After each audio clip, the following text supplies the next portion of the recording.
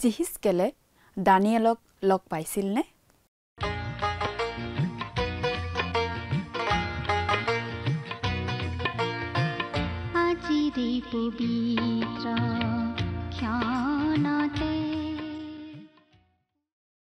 নমস্কাৰ, আমাৰ ভক্তিবচন অনুষ্ঠানলৈ আপোনাক স্বাগতম জনাইছো। খ্ৰীষ্টীয় বিশ্বাসী লোকসকলৰ বাবে বিশেষভাৱে প্ৰস্তুত কৰা এই ভক্তিবচন অনুষ্ঠানটো হৈছে বাইবেল অধ্যয়নৰ ধাৰাবাহিক অসমীয়া অনুষ্ঠান। বাইবেলৰ গোটেই ৬৬খন পুস্তকৰে আমি ইয়াত অধ্যয়ন কৰিম। এই অনুষ্ঠানটো নিয়মিতভাৱে শুনি থাকিলে আমাৰ দৰ্শকসকলে গোটেইখন বাইবেল চোৱাৰ আৰু বুজি পোৱাৰ এটা সুযোগ পাব।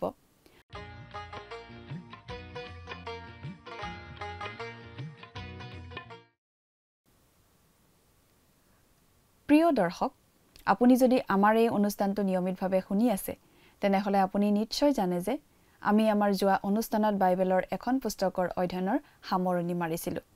গতিকে আজিৰ পৰা বাইবেলৰ আন এখন পুস্তকৰ অধ্যয়ন আৰম্ভ কৰা হ'ব। আমি আজিৰ পৰা বাইবেলৰ পুৰণি নিয়ম খণ্ডৰ জিহিজকেল ভাৱবাদীৰ পুস্তকখনৰ অধ্যয়ন আৰম্ভ কৰিম। আজিৰ অনুষ্ঠানত আমি এই জিহিজকেল পুস্তকখনৰ এটা চমু পৰিচয় আগবঢ়াই ১ নম্বৰ অধ্যায়ৰ ৪ নম্বৰ পদলৈকে পঢ়ি তাৰ ভিত্তিত আগবঢ়োৱা আলোচনা শুনিবলৈ পাম। জিহিজকেল প্ৰকৃততে আছিল এজন পুৰোহিত, কিন্তু তেওঁ কেতিয়াও পুৰোহিত হিচাপে সেৱা আগবঢ়োৱাৰ সুবিধা পোৱা নাছিল, কাৰণ তেওঁক জিহুৱাকিন ৰজাৰ ৰাজত্বকালত বাবিললৈ বন্দী কৰি নিয়া হৈছিল। এই জিহুৱাকিন আছিল জিহুৱাকিমৰ পিছৰজন জিহুদাৰ ৰজা। জিহুৱাকিমৰ ১১ বছৰীয়া ৰাজত্বকালত দানিয়েলক বন্দী কৰি লৈ যোৱাৰ সময়ত প্ৰথমটো বিতাৰণ হৈছিল। তাৰ পাছত জিহুৱাকিন সিংহাসনত বহি মাত্ৰ ৩ মাহ ৰাজত্ব কৰিলে। খ্ৰীষ্টপূৰ্ব ৫৯৭ চনত দ্বিতীয়বাৰ বিতাৰণ হ'ল আৰু সেইবাৰ জিহিজকেলক বন্দী কৰি লৈ যোৱা হ'ল। জিহিজকেল ভাৱবাদী জিৰিমিয়া ভাৱবাদী আৰু দানিয়েলৰ সমসাময়িক আছিল। ডেকা জোচিয়াৰ ৰাজত্বকালত জিৰিমিয়াই ডেকা অৱস্থাত নিজৰ পৰিচৰ্যা আৰম্ভ কৰিছিল। তেওঁ জিহুদা দেশত ৰৈ যোৱা অৱশিষ্টসকলৰ লগত থাকি গৈছিল আৰু তাৰ পিছত তেওঁলোকে তেওঁক মিছৰলৈ লৈ গৈছিল। আনহাতে দানিয়েলক বাবিলনৰ ৰজাৰ প্ৰাংগণলৈ লৈ যোৱা হৈছিল আৰু তেওঁ ৰজাৰ প্ৰধানমন্ত্ৰী হৈছিলগৈ। আনহাতে জিহিজকেল আছিল বাবিল দেশত বন্দী অৱস্থাত থকা আন জিহুদী লোকবিলাকৰ মাজত। জিহুদী বন্দীসকলক ফৰাত নদীৰ পৰা ওলোৱা ডাঙৰ খালটোৰ কাষত ৰখা হৈছিল। সেই খালটো বেবিলনৰ পৰাই ভালেমান দূৰত আছিল। জিহিজকেল ভাৱবাদীৰ পৰিচৰ্যাও সেই বন্দী লোকবিলাকৰ মাজতেই আছিল। জিহিজকেলৰ বাৰ্তা আন সকলো ভাৱবাদীৰ ভিতৰত আটাইতকৈ আত্মিক ধৰণৰ আছিল, কাৰণ তেওঁ বিশেষভাৱে ঈশ্বৰৰ ব্যক্তিত্বৰ বিষয়ে কথাবোৰ কৈছিল। কোৱা হয় যে যিচয়া আছিল পুত্ৰৰ ভাৱবাদী আৰু জিৰিমিয়া পিতৃৰ ভাৱবাদী, কিন্তু জিহিজকেল আছিল আত্মাৰ ভাৱবাদী। বন্দীত্বৰ প্ৰথম বছৰবোৰত ভুৱা ভাৱবাদীসকলে তেতিয়াও কৈ আছিল যে লোকসকল সোনকালেই জিৰচালেমলৈ উভতি যাব আৰু নগৰখন ধ্বংস নহ'ব। দ্বিতীয়বাৰৰ বিতাৰণৰ সময়তো নগৰখন ধ্বংস হোৱা নাছিল। নবুখদনেছৰে তৃতীয়বাৰৰ বাবে নগৰখনৰ বিৰুদ্ধে আহোঁতেহে জিৰচালেমক জ্বলাই ধ্বংস কৰিছিল। আনহাতে জিৰিমিয়াই বাবিললৈ বাৰ্তা প্ৰেৰণ কৰিছিল যে নগৰখন ধ্বংস হ'ব আৰু জিহিজকেলে তেওঁৰ বাৰ্তাক নিশ্চিত কৰিছিল। কথাবোৰ অধিক বহলাই চাবলৈ আহকচোন। এতিয়া আমি মূল আলোচনাটোৰ মাজলৈ আগবাঢ়ি যাওঁ।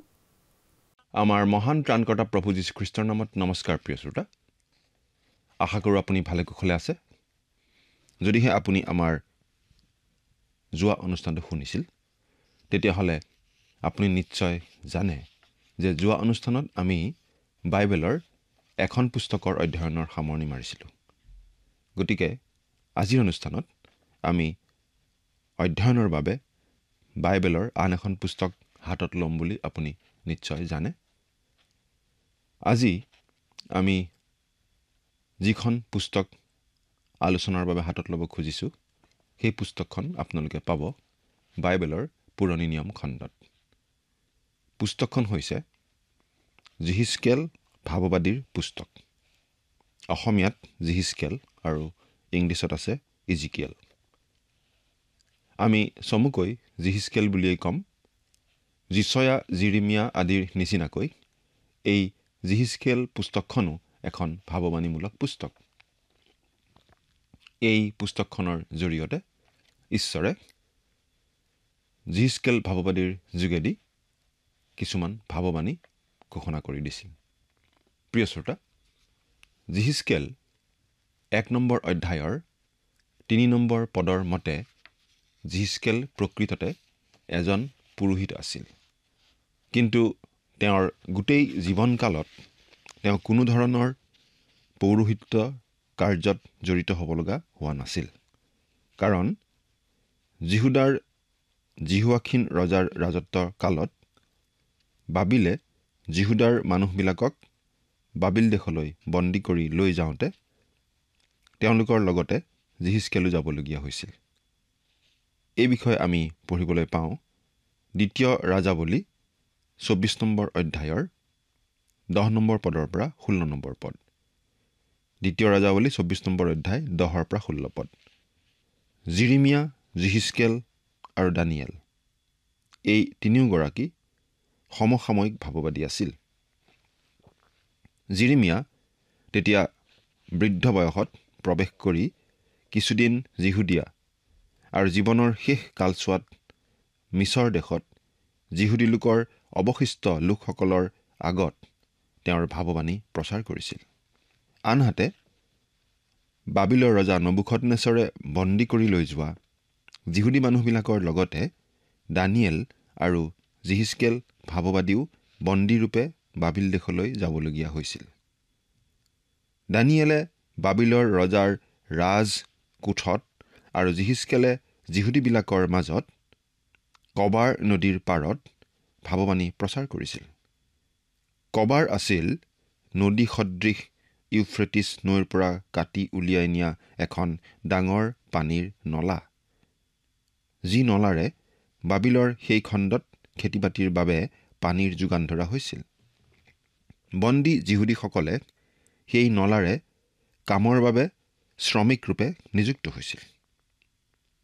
বাইবেলত আমি পঢ়িবলৈ পাওঁ যে সেই নলাৰ পাৰতেই বন্দী যিহুদীসকলে তেওঁলোকৰ বীণাবোৰ নলাৰ পাৰৰ গছবোৰৰ ডালসমূহত ওলোমাই থৈ নিজৰ দেশ চিউনলৈ মনত পেলাই উচুপি উচুপি ক্ৰন্দন কৰিছিল।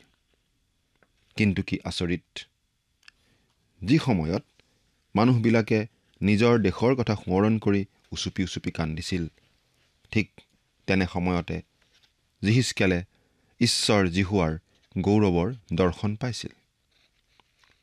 জিৰিমিয়া, যিহিস্কেল আৰু দানিয়েল সমসাময়িক ভাৱবাদী আছিল যদিও কোনেও কাকো লগ পাব পৰা নাছিল। দানিয়েল পুস্তকৰ বিৱৰণৰ পৰা আমি একো ইংগিত নাপাওঁ দানিয়েলে কেতিয়াবা কবাৰ নলাৰ পাৰৰ নিজৰ মানুহখিনিৰ মাজলৈ যাব পাৰিছিল নে নাই।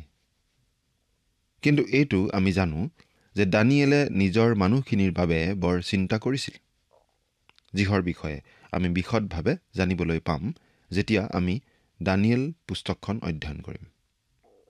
অৱশ্যে তেতিয়ালৈকে জিৰিমিয়া বৃদ্ধ হৈছিল আৰু দানিয়েল আৰু যিহিস্কেল ভৰ যৌৱনৰ দুজন যুৱক আছিল। যিহিস্কেলৰ যি দৰ্শন, সেই দৰ্শন আছিল বৰ আধ্যাত্মিক দৰ্শন।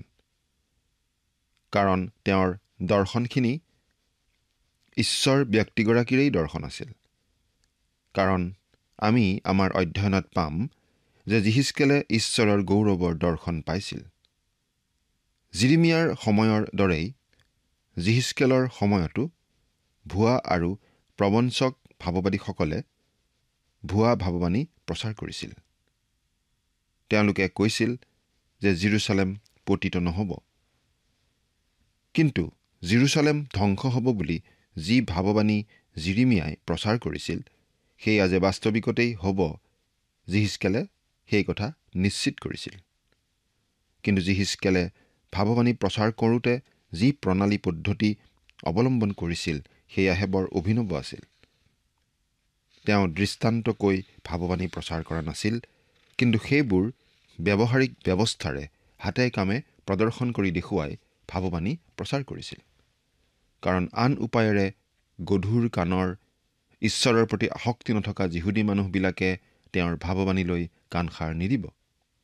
ঈশ্বৰৰ গৌৰৱৰ দৰ্শন দেখা এই ভাৱবাদীৰ বিষয়ে অধিক কথা আমি জানিবলৈ পাম এই যিহিস্কেল পুস্তকখন একাদিক্ৰমে যেতিয়া আমি অধ্যয়ন কৰি যাম। প্ৰিয় শ্ৰোতাক, এই জিহিজকেল পুস্তকখনৰ 1 নম্বৰ অধ্যায়ত আমি পাওঁ জিহিজকেলৰ দৰ্শনৰ জৰিয়তে ঈশ্বৰৰ গৌৰৱৰ প্ৰকাশকৰণ।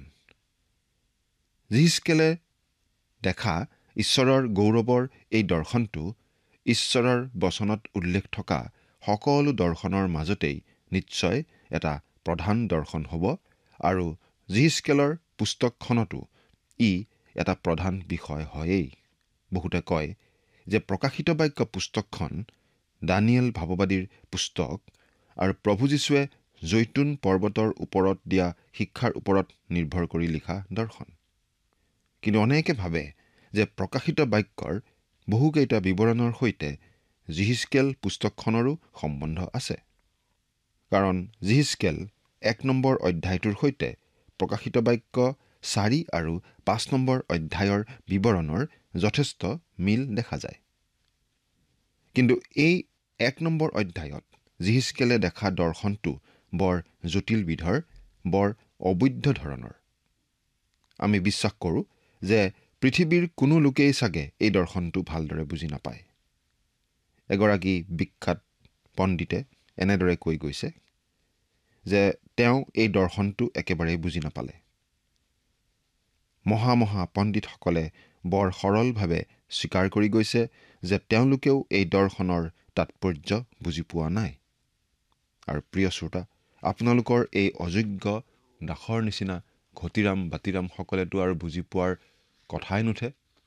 কিন্তু এটা কথা হ'লে আমি আটাইয়েই বুজি পাম, আমি সকলোৱেই কম বেছি পৰিমাণে বুজি পাম যে এই দৰ্শনটো আমাৰ আজিৰ এই যন্ত্ৰৰ দৰে চলি থকা গতানুগতিক জগতৰ দৰ্শন নহয়।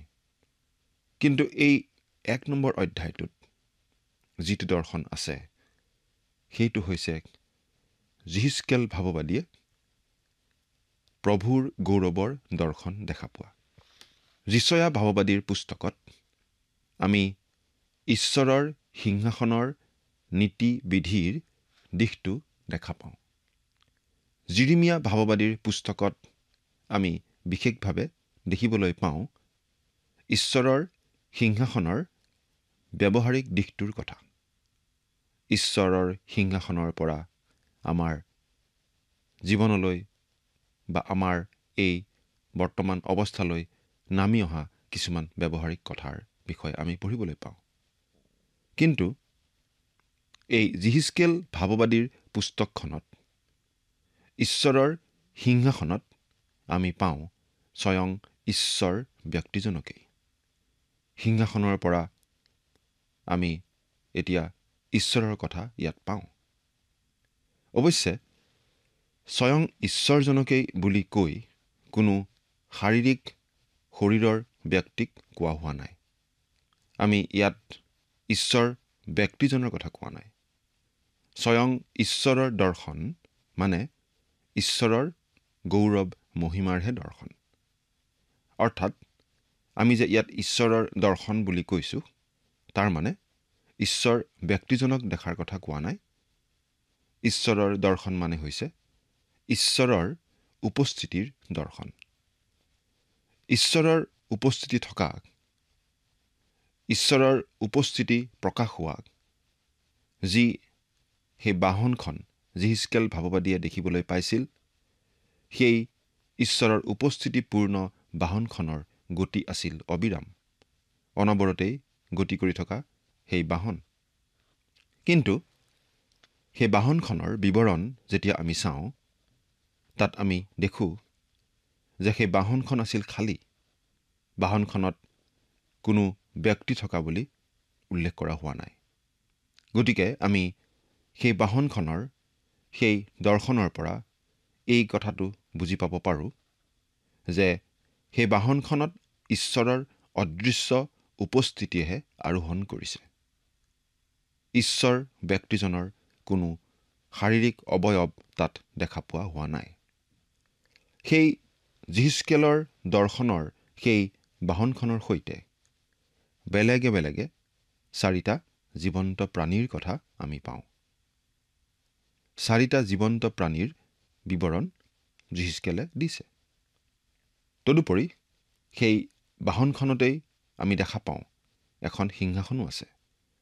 বাহনখনত এখন সিংহাসন আৰু সিংহাসনখনত এজন মানুহ। আমি যদি চমুকৈ ক'বলৈ যাওঁ, যিহিজকেল ভাৱবাদীয়ে দৰ্শনত দেখিবলৈ পোৱা বাহনখনৰ বিৱৰণ এয়েই।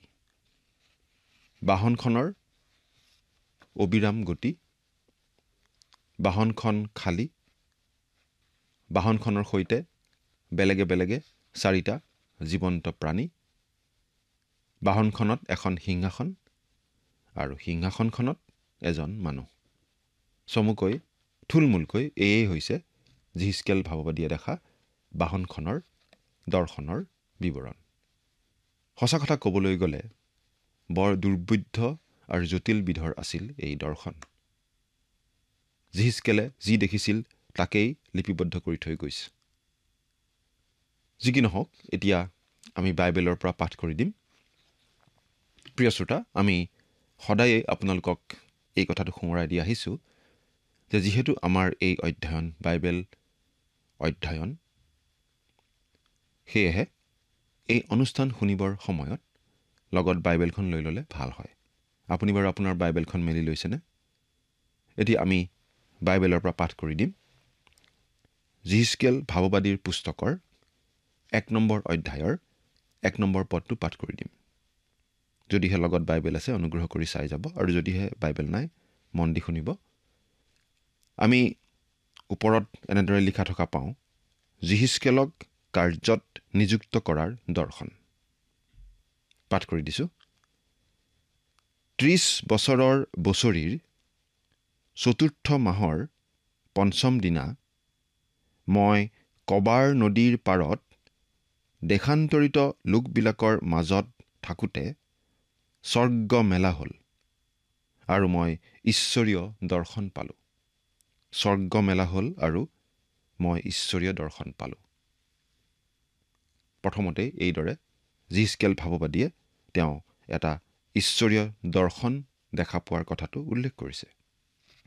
30 বছৰ বছৰি মানে যেতিয়া যিহিজকেল ভাৱবাদীৰ 30 বছৰ হৈছিল। আৰু এই কবাৰ নদীটো হৈছে পানী যোগানৰ বাবে ইউফ্ৰেটিছ নদীৰ পৰা কাটি অনা এটা বৃহৎ আৰু নদী সদৃশ নলা, জলসিঞ্চনৰ বাবে ব্যৱহাৰ কৰা এটা নলা। বন্দী যিহুদী লোকসকলক এই নলাটোৰ কামতেই ব্যৱহাৰ কৰা হৈছিল। অৱশ্যে 30 বছৰ বছৰি মানে কিছুমান লোকে যিহিজকেলৰ 30 বছৰ বয়সত এই ঘটনাটো ঘটা বুলি কয় যদিও আন কিছুমান লোকে তাৰ বেলেগ অৰ্থ কৰিবও খোজে। কিন্তু আমি এই কথাটো লৈ বিশেষ মূৰ ঘমোৱা উচিত নহয়। এই সময়ৰ কথাটো যিয়েই নহওক, আমি কিন্তু এটা কথা ক'ব পাৰোঁ যে সেই সময়ত সেই ইছৰাইলীয় লোকবিলাক সেই বাবিল দেশত বন্দী অৱস্থাত আছিল। নবুখদনেছৰ ৰজাই ইছৰাইল আক্ৰমণ কৰি ইছৰাইলৰ দক্ষিণ দেশ অৰ্থাৎ যিহুদাত থকা লোকসকলক বন্দী কৰি সেই বাবিল দেশলৈ লৈ আহিছিল। আৰু সেই দেশান্তৰিত লোকবিলাকে সেই বাবিল দেশত বন্দী অৱস্থাত তেওঁলোকে কাম কৰিব লগা হৈছিল। দাসৰ নিচিনাকৈ তেওঁলোকে শ্ৰমিকৰ কাম কৰিব লগা হৈছিল। সেই বাবিল দেশত সেই ইছৰাইলীয়া লোকবিলাকে সেই নদীৰ পাৰত বহি বহি নিজৰ দেশৰ কথা মনত পেলাই তেওঁলোকে চকুলো টুকি আছিল। এটা কথা মন কৰকচোন, মানুহবোৰে নদীৰ পাৰত বহি নিজৰ দেশৰ কথা ভাবি ভাবি, নিজৰ সেই মৰমৰ ঠাইবোৰৰ কথা ভাবি ভাবি চকুলো টুকি আছিল। আৰু সেই সময়তেই এই যিহিজকেল ভাৱবাদীয়ে দেখিছিল ঈশ্বৰৰ এই বিশেষ দৰ্শন। তেওঁলৈ স্বৰ্গ মেলা হ'ল আৰু তেওঁ ঈশ্বৰীয় দৰ্শন পালে। 2 নম্বৰ পদ। জিহুয়াখীন ৰজা দেশান্তৰিত হোৱাৰ 5ম বছৰৰ সেই মাহৰ 5ম দিনা। জিহুয়াখীন ৰজা দেশান্তৰিত হোৱাৰ 5ম বছৰ। অৰ্থাৎ জিহিজকেল ভাৱবাদীয়ে যেতিয়া এই দৰ্শন দেখিছিল তেতিয়াও জেৰুজালেম নগৰখন ধ্বংস কৰা হোৱা নাছিল। কাৰণ জিহুয়াখীন ৰজাৰ দিনত নহয়, তেওঁৰ পাছত ছিদিকিয়া ৰজাৰ দিনতহে জেৰুজালেম নগৰখন ধ্বংস কৰা হৈছিল বাবিলনীয়া সৈন্যবাহিনীৰ দ্বাৰা। 3 নম্বৰ পদ, কলদিয়াবিলাকৰ দেশত কবাৰ নদীৰ পাৰত বুজিৰ পুত্ৰ জিহিজকেল পুৰোহিতৰ ওচৰলৈ জিহুৱাৰ বাক্য স্পষ্টকৈ আহিল, আৰু সেই ঠাইত জিহুৱাৰ হাত তেওঁৰ ওপৰত অৰ্পিত হ'ল। এই পদটোৰ পৰা আমি স্পষ্টকৈ বুজি পাওঁ যে জিহিজকেল ভাৱবাদী পুৰোহিত বংশৰ লোক আছিল। ইয়াত তেওঁক জিহিজকেল পুৰোহিত বুলি কোৱা হৈছে। আৰু এই কবাৰ নদীটো হৈছে পানী যোগানৰ বাবে ইউফ্ৰেটিছ নদীৰ পৰা কাটি অনা এটা বৃহৎ আৰু নদী সদৃশ নলা। বন্দী যিহুদীসকলে এই নলা খন্দাৰ কামতেই শ্ৰমিক হিচাপে কাম কৰিব লগা হৈছিল। এতিয়া আমি পাঠ কৰি দিম 4 নম্বৰ পদটো। আৰু মই চাই দেখিলোঁ উত্তৰ দিশৰ পৰা ধুমুহা বতাহ আহিছে, চিকমিকোৱা অগ্নি আৰু চাৰিওফালে থকা দীপ্তিৰে সৈতে এখন ডাঙৰ মেঘ আহিছে, আৰু তাৰ মাজত সেই জুইৰ মাজত উজ্জ্বল ধাতু যেন দেখা গ'ল। উত্তৰ দিশৰ পৰা ধুমুহা বতাহ আহিছে। বহুতো মানুহে এনেকুৱা এটা ধাৰণা লয় যে উত্তৰৰ পিনে এটা বিৰাট শূন্যস্থান আছে আৰু সেই দিশতে ঈশ্বৰৰ উপস্থিতি আছে। আমাৰ আধুনিক যুগৰ টেলিস্কোপবোৰে সেইবোৰৰ ডাঙৰ ডাঙৰ ডিছ এণ্টেনা আদি ব্যৱহাৰ কৰি এই কথাহে দেখুৱাইছে যে উত্তৰৰ পিনে অসংখ্য তাৰকাৰাজি আছে, খালী ঠাই নাই। কিন্তু শাস্ত্ৰত উত্তৰ দিশ বুলি কওঁতে আচলতে ঈশ্বৰৰ সিংহাসনকহে বুজোৱা হয়। ছয়তানৰ পতনৰ বিষয়ে কওঁতে শাস্ত্ৰই এইদৰে কোৱা আমি পাওঁ যিচয়া 14 নম্বৰ অধ্যায়ৰ 13 নম্বৰ পদত, তুমি মনতে ভাবিছিলা মই স্বৰ্গলৈ উঠি ঈশ্বৰৰ তৰাবোৰৰ ওপৰত মোৰ সিংহাসন ওখ কৰি স্থাপন কৰিম আৰু উত্তৰ দিশৰ অন্তসীমাত সভাগিৰিত মই বহিম। আমি ভাবোঁ আমি উত্তৰ মেৰুৰ পিনে নাচাই ওপৰৰ পিনেহে চাব লাগে, ঈশ্বৰৰ সিংহাসন সেই পিনেহে আছে। আচলতে কোনো নিৰ্দিষ্ট দিশ আমি দিব নোৱাৰোঁ, স্বৰ্গ কোনপিনে আমি দেখুৱাই দিব নোৱাৰোঁ, ইয়াৰ অৱস্থান ক'ত আমি আচলতে বুজি পাব নোৱাৰোঁ। আমাৰ শাস্ত্ৰত এনেদৰে কোৱা আছে, লোকে লিখা শুভবাৰ্তা 21 নম্বৰ অধ্যায়ৰ 28 নম্বৰ পদত পাঠ কৰি দিছোঁ, কিন্তু এইবোৰ কথা ঘটিবৰ আৰম্ভণ হ'লে মূৰ দাঙি ওপৰলৈ চোৱা, কিয়নো তোমালোকৰ মুক্তি ওচৰ চাপিছেহি। আজি আমি সেই ওপৰলৈহে চাব লাগে। গীতমালা 75 নম্বৰ গীতৰ 5 পৰা 7 নম্বৰ পদত আমি এইদৰে পাওঁ, তহঁতে শিং ওখকৈ নুতুলিবি, তহঁতে থৰ ডিঙিৰে কথা নকবি, কিয়নো পূব পশ্চিম কি দক্ষিণৰ পৰা উন্নতি লাভ নহয়, কিন্তু ঈশ্বৰে বিচাৰকৰ্তা, তেওঁ কোনোক নমাই কোনোক তোলে। ইয়াত উল্লেখ নকৰা দিশটো হৈছে উত্তৰ দিশ। আমি ভাবোঁ ইয়াত ওপৰৰ পিনে এই ভাৱটোহে প্ৰকাশ কৰা হৈছে। ঈশ্বৰৰ সিংহাসন স্বৰ্গত আছে, আনকি আমি কল্পনা কৰিব নোৱাৰা মহাশূন্যৰ সিপাৰে। গতিকে উত্তৰ দিশৰ পৰা অহা এই ধুমুহাই আচলতে ঈশ্বৰৰ সিংহাসনৰ তৰফৰ পৰা হোৱা এটা প্ৰচণ্ড গতিৰ কথাকেই বুজাইছে। ই হৈছে ঈশ্বৰৰ পৰা আহিব লগা সুধবিচাৰ। আৰু চিকমিকোৱা অগ্নি আৰু চাৰিওফালে থকা দীপ্তিৰে সৈতে এখন ডাঙৰ মেঘ আহিছে, আৰু তাৰ মাজত সেই জুইৰ মাজত উজ্জ্বল ধাতু যেন দেখা গ'ল। উজ্জ্বল পোহৰ। বাইবেলত কৈছে, কিয়নো আমাৰ ঈশ্বৰ গ্ৰাসকাৰী অগ্নিস্বৰূপ। ইব্ৰী 12 অধ্যায় 29 পদ। ঈশ্বৰ পোহৰ। পাচনি পৌলে দম্মেচকলৈ যোৱাৰ বাটত খ্ৰীষ্টক লগ পাইছিল এটি চকু চাট মাৰি ধৰা উজ্জ্বল পোহৰ ৰূপে। এই সকলোবোৰে আমি বৰ্ণনা কৰিব নোৱাৰা ঈশ্বৰৰ উপস্থিতিৰ কথাকেই বুজায়। প্ৰিয় শ্ৰোতা, সেই উজ্জ্বল পোহৰ ঈশ্বৰৰ সন্মুখত আচলতে আমি কোনো থিয় দিব নোৱাৰোঁ, কাৰণ আমি সকলো স্বভাৱতেই পাপী। একমাত্ৰ প্ৰভু যীশুত আশ্ৰয় লৈ আমি প্ৰভু যীশুৰ ধাৰ্মিকতাৰে ধাৰ্মিক বুলি গণিত হৈহে ঈশ্বৰৰ উপস্থিতিলৈ আহিব পাৰোঁ। ঈশ্বৰ আপোনাৰ সহায় হওক। আমেন। সহায় হওক। আমেন। সহায়।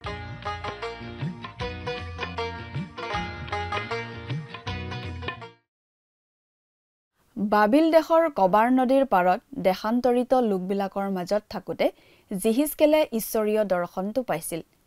যিহুদী লোকবিলাকে সেই বন্দী অৱস্থাত তেওঁলোকে এৰি থৈ অহা নিজ দেশখনৰ কথা সোঁৱৰণ কৰি কান্দি আছিল আৰু তেনে সময়তে জিহিজকেলে স্বৰ্গৰ দৰ্শন পাইছিল। এনে এটা সম্পূৰ্ণ বিপৰীত অৱস্থাৰ সৃষ্টি হৈছিল, এফালে ক্ৰন্দন আৰু আনফালে স্বৰ্গৰ দৰ্শন। সেই কবাৰ নদী আছিল ইউফ্ৰেটিছ নদীৰ পৰা খান্দি বুৱাই লৈ অনা মূল খালটো। সেই অঞ্চলটোলৈ সেই খালেৰেই পানী বুৱাই অনা হৈছিল। বন্দী কৰি লৈ অনা যিহুদী লোকসকলক সেই অঞ্চলটো চহাবৰ কাৰণেই বিশেষভাৱে ব্যৱহাৰ কৰা হৈছিল বুলি অনুমান কৰিব পাৰি। সেই অঞ্চলটো বাবিলনৰ পৰা কিছু দূৰৈত আছিল, গতিকে জিহিজকেল আৰু দানিয়েল একেলগে বহি কথা পতাৰ সুযোগ নিশ্চয় পোৱা নাছিল। প্ৰিয় দৰ্শক, আজিলৈ আমাৰ অনুষ্ঠানটো ইমানতে সামৰণি মাৰিব খুজিছোঁ। পৰৱৰ্তী অনুষ্ঠানত আপোনালোকক পুনৰ লগ পোৱাৰ আশা ৰাখিছোঁ। সামৰণি মৰাৰ আগতে আহকচোন আমি খন্তেক প্ৰাৰ্থনাত মূৰ্ণত কৰোঁ হওক। স্বৰ্গত থকা অতি মৰমীয়াল দয়ালু পিতৃ ঈশ্বৰ, প্ৰভু তোমাক ধন্যবাদ দিছোঁ। দয়ালু মৰমীয়াল পিতৃ ঈশ্বৰ, এই সময়তে প্ৰাৰ্থনা কৰিছোঁ তোমাৰ চৰণত। প্ৰভুজী, তোমাৰ পবিত্ৰ বাক্য আমি শিকিলোঁ আৰু সঁচাকৈ পিতৃ, আমি যাতে তোমাৰ সন্তান হিচাপে কেতিয়াও যাতে আমি তোমাৰ বাক্যক যাতে অৱহেলা নকৰোঁ, আমি আমাৰ জীৱনত সদায় তোমাৰ বাক্যক আগস্থান দি তোমাৰ বাক্যত কোৱাৰ দৰে প্ৰভু আমি আমাৰ জীৱনটো যাতে সেইমতে চলিবলৈ পাৰিম, তেনে আশীৰ্বাদ প্ৰভু তুমি আমাক প্ৰত্যেককে দান কৰিবা। আৰু বিশেষকৈ পিতৃ, এই অনুষ্ঠানটি চাই থকা প্ৰতিজন দৰ্শকক তোমাৰ আশীৰ্বাদেৰে প্ৰভু তুমি পৰিপূৰ্ণ কৰিবা আৰু তেওঁলোকৰ সকলো প্ৰয়োজনবোৰ প্ৰভু তুমি পূৰণ কৰিবা। এই সকলো যাচনা মহান ত্ৰাণকৰ্তা প্ৰভু যীশুখ্ৰীষ্টৰ নামত অৰ্পণ কৰিছোঁ। আমেন।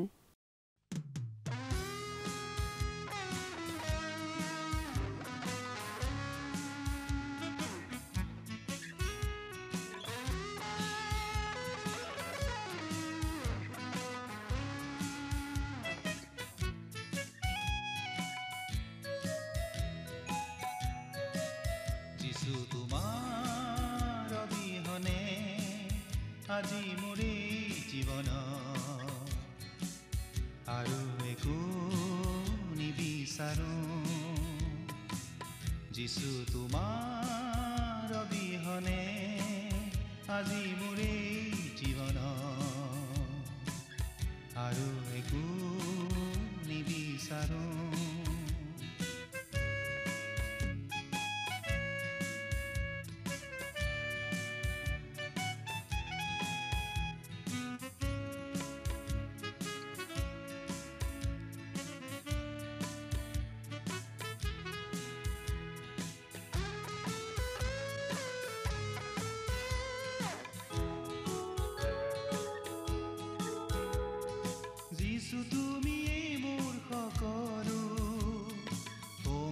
জীৱন লভিলো হতাশা নিৰাশাৰ মাজতো জীৱনৰ আশা দেখিলো।